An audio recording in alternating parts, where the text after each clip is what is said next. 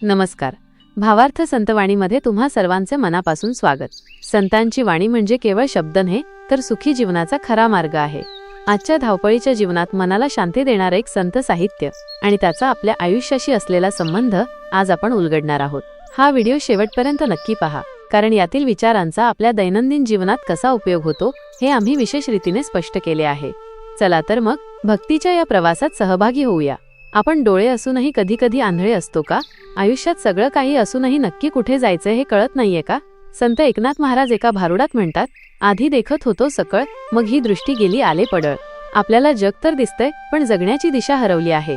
मोह, माया आणि स्वार्थाच्या धुक्यात आपण रस्ता विसरलो आहोत. पण या अंधारातून बाहेर पडण्याचा एक हमखास मार्ग संतांनी दाखवला आहे. आपण जन्माला येतो तेव्हा निष्पाप असतो, पण जसजसे मोठे होतो तसतसे लोभ आणि मोहाचे पडळ, वाईट सवयी, विचार आपल्या डोळ्यांवर येतात. हे भारूड आपल्याला स्वतःच्या चुकांकडे बघायला शिकवते. जीवनात जेव्हा रस्ता सापडत नाही तेव्हा अहंकार सोडून एखाद्या मार्गदर्शकाची, गुरुची मदत घेणं किती गरजेचं आहे हे यात अधोरेखित होतं. आपण ज्याला सुख मानतो तो केवळ भास असू शकतो. खरं सुख हे अंतर्यामी आहे हे पटवून देण्यासाठी हे भारूड महत्वाचे आहे. भारुडात म्हटल्याप्रमाणे लोभ आणि आशा माणसाला गुंतवून ठेवतात. दररोज स्वतःला विचारा की मी जे करतोय ते खरोखर गरजेचं आहे की फक्त लोभ आहे. मुखी नामाचा उच्चार म्हणजे केवळ देवाचं नाव घेणं नव्हे, तर सतत सकारात्मक आणि सत्य बोलणे. यामुळे मनाची एकाग्रता वाढते. गुरुच्या ज्ञानाच्या आधाराने मायेचा अंधार दूर होतो.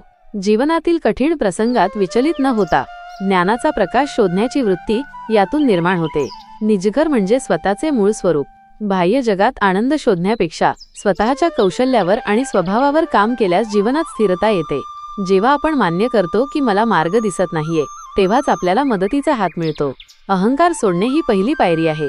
भक्ती आणि ज्ञानाच्या मार्गावर चालताना निर्धार, निश्चय असणे आवश्यक आहे. माया आणि मोहाच्या पलीकडे एक शाश्वत सत्य आहे. गुरु किंवा योग्य मार्गदर्शकाच्या कृपेने आपण आयुष्याचे ध्येय, निजघर गाठू शकतो. संत एकनाथ महाराज रचित हे भारूड केवळ एक आध्यात्मिक रचना नसून मानवी जीवनाचे डोळस तत्वज्ञान आहे. प्रत्येक चरणांचा भावार्थ खालीलप्रमाणे. पहिला चरण, आधी देखत होतो सकळ, मग ही दृष्टी गेली आले पडळ. चालत मार्ग न दिसे केवळ, आता मज करा कृपा, मी दीन तुम्ही दयाळ. भावार्थ, या चरणात साधक आपली अवस्था सांगतो की सुरुवातीला बालपणी किंवा आत्मज्ञानाच्या स्थितीत मला सर्व काही स्पष्ट दिसत होते, पण जसा मी संसारात रमलो तसे माझ्या डोळ्यांवर माया, मोह आणि अहंकाराचे पडळ आले. आता मला आयुष्याचा खरा मार्ग दिसत नाहीये. मी या भवसागरात रस्ता विसरलो आहे. मानवाचा जन्म होतो तेव्हा तो निर्मळ असतो, पण जसा तो मोठा होतो तसा मी माझे या अहंकारात अडकतो. सामाजिक संदर्भ. समाजात जेव्हा एखादी व्यक्ती सत्ता, संपत्ती किंवा ज्ञानाने मोठी होते तेव्हा तिला जमिनीवरचे वास्तव दिसेनासे होते. त्या काळी सरंजामशाहीत जसा सत्तेचा माज होता तसाच तो आजही आहे. वास्तविक उदाहरणे. एखादा लोकप्रतिनिधी निवडून येण्यापूर्वी जनतेच्या समस्या पाहू शकतो, पण सत्तेवर आल्यावर त्याला सामान्यांचे दुःख दिसेनासे होते.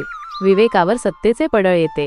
मानवाला निसर्गाचे महत्त्व आधी दिसत होते, पण विकासाच्या पडळामुळे आपण झाडे तोडून सिमेंटची जंगले उभी केली, ज्याचे परिणाम आता प्रदूषण आणि हवामान बदलाच्या रूपाने आपण भोगत आहोत. एखादा माणूस जंगलातून चालताना जर त्याच्या डोळ्यावर पट्टी बांधली गेली तर तो जसा चाचपडतो, तशीच अवस्था संसारी माणसाची होते. त्याला वाटते तो प्रगती करतोय, पण खरं तर तो अज्ञानाच्या गर्तेत अडकलेला असतो.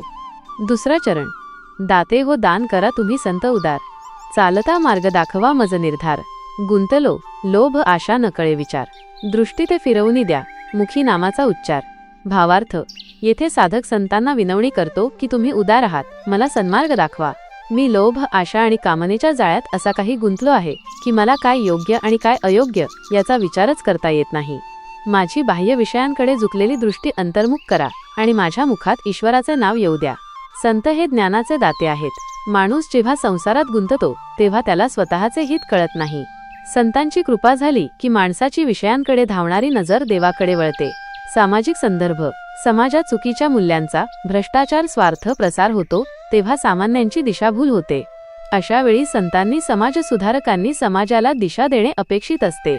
वास्तविक उदाहरणे. कमी वेळात जास्त पैसा या लोभापायी लाखो लोक कष्टाची कमाई गमावतात. येथे लोभ विचाराला कवेत घेतो. आजची तरुण पिढी अंमली पदार्थांच्या किंवा क्षणिक सुखाच्या आहारी जाऊन आयुष्याचा मार्ग हरवून बसली आहे. त्यांना समुपदेशन, संतांचे कार्य देणाऱ्या दात्यांची गरज आहे. जसा एखादा भरकटलेला प्रवासी एखाद्या जाणकार वाटाड्याला रस्ता विचारतो, तसेच संत आपल्याला भक्तीचा मार्ग दाखवतात. तिसरा चरण. त्रैलोक्यात तुमची थोरी पुराणे वर्णिती साचार.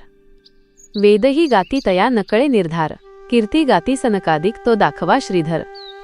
म्हणोनी धरिला मार्ग नका करू अवेर. भावार्थ, संतांची आणि ईश्वराची कीर्ती तिन्ही लोकात पसरलेली आहे.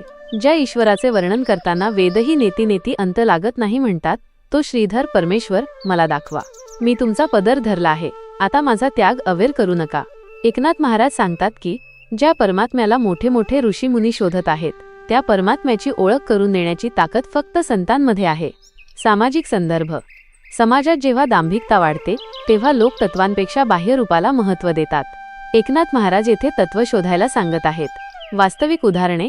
संतांनी नेहमीच माणुसकी हाच धर्म सांगितला. आज तंत्रज्ञान प्रगत झाले तरी जातीपातीचे राजकारण आजही समाजात विष कालवत आहे. आजचे शिक्षण केवळ डिग्री मिळवण्यासाठी आहे, पण संस्कार आणि माणुसकी श्रीधर सत्य हरवत चालली आहे. सूर्याचा प्रकाश सर्वत्र असतो, पण तो अनुभवण्यासाठी डोळे उघडावे लागतात.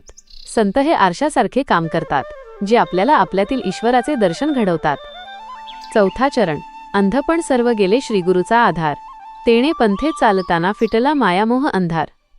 एका जनार्दनी देखिला परे परतापर, श्रीगुरु जनार्दन कृपेने दाविले निजघर. भावार्थ, शेवटी सद्गुरूंच्या कृपेने माझे अज्ञानरूपी अंधत्व दूर झाले. त्यांच्या मार्गदर्शनामुळे मायामोहाचा अंधार संपला. एकनाथ महाराज म्हणतात, माझे गुरु जनार्दन स्वामींच्या कृपेने मला त्या परमतत्वाचे परे परतापर दर्शन झाले आणि मला माझे निजघर म्हणजे स्वतःचे आत्मस्वरूप सापडले. निजघर म्हणजे मोक्ष किंवा स्वतःची खरी ओळख. जेव्हा सद्गुरूंचा हात डोक्यावर येतो, तेव्हा माणसाला कळते की आपण शरीर नसून आत्मा आहोत. सामाजिक संदर्भ. जेव्हा समाजात ज्ञानाचा प्रकाश पडतो, तेव्हा अंधश्रद्धा आणि अज्ञान दूर होते. वास्तविक उदाहरणे. जादूटोणा किंवा बुवाबाजीच्या जाळ्यात अडकलेल्या समाजाला जेव्हा विज्ञानाची आणि विवेकनिष्ठ विचारांची गुरूंची साथ मिळते, तेव्हा त्यांचे अंधपण दूर होते. स्त्रियांच्या आयुष्यातील अज्ञानाचा अंधार शिक्षणाच्या माध्यमातून दूर करून त्यांना त्यांचे हक्क निजघर मिळवून दिले. स्वप्नातून जाग आलेल्या माणसाला कळते की मगाशी दिसणारे संकट खोटे होते. तद्वतच ज्ञानाचा प्रकाश पडल्यावर संसारातील दुःख खोटी वाटू लागतात. हे संपूर्ण भारूड उदाहरणातून समजून घेऊ. समजा तुम्ही एका घनदाट जंगलात संसार हरवला आहात. तुमच्याकडे बॅटरी बुद्धी आहे, पण तिने फक्त समोरचा 1 फूट रस्ता दिसतो. तुम्हाला भीती वाटतेय, लोभ, मोह. इतक्यात एक जाणकार वाटाड्या गुरु येतो, जो तुम्हाला सांगतो की बॅटरी समोर न धरता आकाशाकडे अंतरात्म्याकडे धर, म्हणजे तुला पूर्ण रस्ता दिसेल. जेव्हा तुम्ही त्याच्या सांगण्यानुसार वागता, तेव्हा तुम्हाला कळते की तुम्ही ज्या मार्गाला घाबरत होता, तो तर तुमच्या घराकडे जाणारा रस्ता होता. हा जो भीतीकडून आनंदाकडे जाण्याचा प्रवास आहे, तोच या भारुडाचा अनुभव आहे. आजच्या म्हणजेच सध्याच्या काळातील नवीन पिढीसाठी भारुडाचा संदेश त्यांच्या भाषेत. प्रिय मित्रांनो, आपण सगळेच सध्या डिजिटल ब्लाइंडनेसचे शिकार झालो आहोत. सोशल मीडियाचे अल्गोरिदम, फोमो आणि सततची तुलना यामुळे आपल्या डोळ्यांवर एक प्रकारचे पडळ आले आहे. आपल्याला जग तर दिसतेय, पण स्वतःचे स्वत्व हरवले आहे. जसे फोनमध्ये खूप कॅशे मेमरी साठली की तो हँग होतो, तसेच आपल्या मनावर लोभ, मत्सर आणि डिप्रेशनचे पडळ आले की आपल्याला जीवनाचा खरा मार्ग दिसत नाही. प्रत्येक यशस्वी स्टार्टअपला एक मेंटॉर असतो. तुमच्या आयुष्याचा मेंटॉर गुरु असा शोधा, जो तुम्हाला स्क्रीनच्या जगातून बाहेर काढून वास्तवाचा आरसा दाखवेल. तो गुरु एखादे पुस्तक असू शकते, एखादी व्यक्ती असू शकते किंवा स्वतःचे आत्मपरीक्षण असू शकते. भारूड सांगते की लोभ आणि आशा यात आपण गुंतलो आहोत. आजच्या भाषेत सांगायचे तर, ज्या गोष्टी तुमच्या मानसिक शांततेत अडथळा आणतात त्यांना अनसबस्क्राईब करा. मुखी नामाचा उच्चार म्हणजे पॉझिटिव्ह अफर्मेशन्स आणि स्वतःशी साधलेला सुसंवाद. यश म्हणजे केवळ बँक बॅलन्स नव्हे, तर दिवसाच्या शेवटी तुम्हाला मिळणारी शांत झोप आणि समाधान. तेच तुमचे निजघर आहे. बाह्य जगात कितीही गोंधळ असला तरी आतून सॉर्टेड राहणे हीच खरी साधना आहे. एकनाथ महाराजांचे हे भारूड तुम्हाला अंध म्हणत नाही, तर तुम्हाला दृष्टी देण्याचा प्रयत्न करते. आयुष्याच्या शर्यतीत धावताना कधीतरी थांबा, डोळ्यांवरचे पडळ बाजूला करा आणि स्वतःच्या अंतरात्म्याचा आवाज ऐका. गुरुच्या कृपेने जेव्हा तुम्हाला स्वतःची ओळख पटेल, तेव्हाच तुमचा खरा होमकमिंग निजघर होईल. तुमच्यासाठी आजची कृती. हे भारूड म्हणजे केवळ एका अंध माणसाची तक्रार नसून ती आपल्या सर्वांची अवस्था आहे. आपण डोळस असूनही अहंकाराच्या आणि अज्ञानाच्या अंधारात चाच पडत आहोत. संत एकनाथ महाराज आपल्याला संदेश देतात की जोपर्यंत आपण सद्गुरू किंवा शुद्ध ज्ञानाचा आधार घेत नाही, तोपर्यंत जीवनाचा खरा मार्ग सापडणार नाही.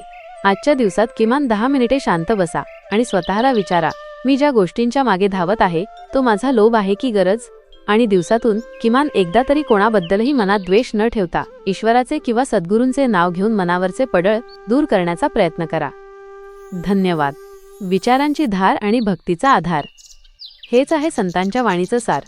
ऐकायला खूप मिळतं, पण समजायला भाव लागतो.